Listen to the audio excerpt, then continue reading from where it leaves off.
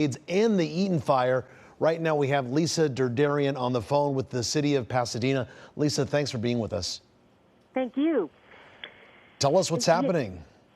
Yeah, unfortunately we have at least a 200-acre fire with a rapid rate of spread above the foothills of Pasadena, Altadena. Started right above the entrance to the Eaton Canyon Nature Center. To kind of put it in perspective, we now have mandatory evacuations north of New York Drive, east of Altadena Drive, west of Sierra Madre Villa Avenue. Pasadena Fire, the Forest Service, and LA County Fire are in unified command.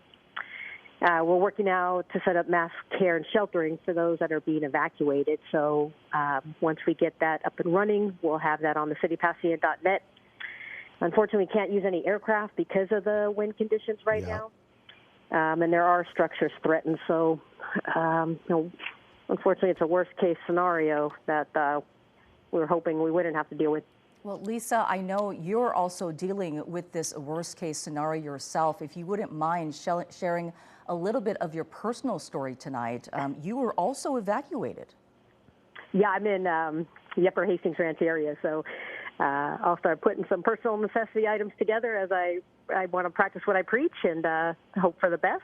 But we want to get the information out to our community too, so that they're aware of what the expectation is from the city. So important. And Lisa, is this the same area that was affected by the bridge fire last year? No, I don't believe so. This area has not burned, as far as I know, an extensive burn since the Altadena fires, I believe in the early 90s. And that was, again, a wind-driven fire.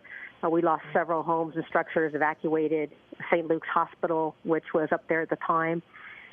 So this reminds me of that situation many years ago.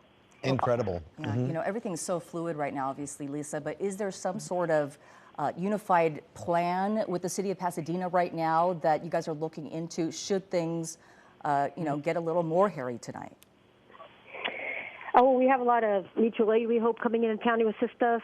We're hopeful we can get some aircraft, as soon as the winds calm down a little bit. But unfortunately, based on the weather conditions, the wind gusts are expected to pick up. So we're doing what we can with the resources we have. We have great mutual aid in place, and it'll be a long night, but we just want people to heed to the evacuation orders. They are mandatory. We saw today what happened in the Palisades, and we want to ensure that we get our public out a lot of these streets that some are narrow, and so that we can get the emergency personnel up into the fire zone. All righty, Lisa Derderian, we thank you for your time, and be safe out there. We appreciate you, and always great to talk to you. I know you're always very helpful when we need to get information out. And hopefully our viewers are also heeding the call to evacuate when they need to. Thank you, Lisa. Well, thank you. I appreciate both of you, and I will talk to you soon. Have a safe night. Thank Stay you, in touch. Lisa. Thanks. Bye-bye. Thanks. All right, more on those evacuations now for the Eaton Fire. Let's go to Mike at the desk. Mike. Yeah, and Lisa, one of the many residents in Pasadena who is having to evacuate, and I'm looking at this shot. This is from Lori Fernandez here, and there's a lot more fire activity than we have seen. Last time we looked at this shot, that intersection was dark. Remember I told you, and that is because, so if you look at the left of Lori's shot right there, that's where she was showing us earlier. That's where you see those palm trees. Thank you, Lori. You see some of the fence line there, and it looks like the fire has jumped that roadway, because if Lori would go back to the right now, you can see this big glow and this, look at that, this huge loom up behind those trees. We'll see how long Lori's going to be able to stay there. The good news is this is not Lori's first rodeo. She's shooting this from inside of her truck, so if she needs to get out of there, she can. So she's in a safe spot right now. But you can see, look at the traffic signals. There's no power in that intersection at all. There's no power there at all. Lori sent us some video from earlier when that's Altadena Drive. Thank you, Lori.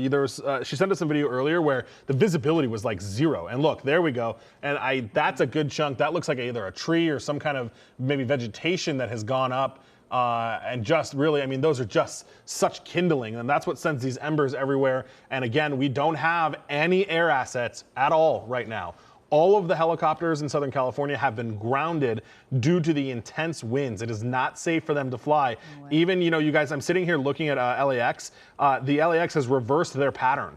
So they're landing off over the ocean instead of coming in over downtown like they usually do because of the wind. I'm looking at a flight that just had to do a go around because it couldn't land, a Delta flight, likely because it was too bumpy to try to land. And so they're doing a going around and coming around back. So even if you're not in Altadena, Pasadena, Palisades, where these fires are, you're impacted by this. We've got thousands of people without power throughout the area. Southern California Edison's got like 20,000 customers that don't have power.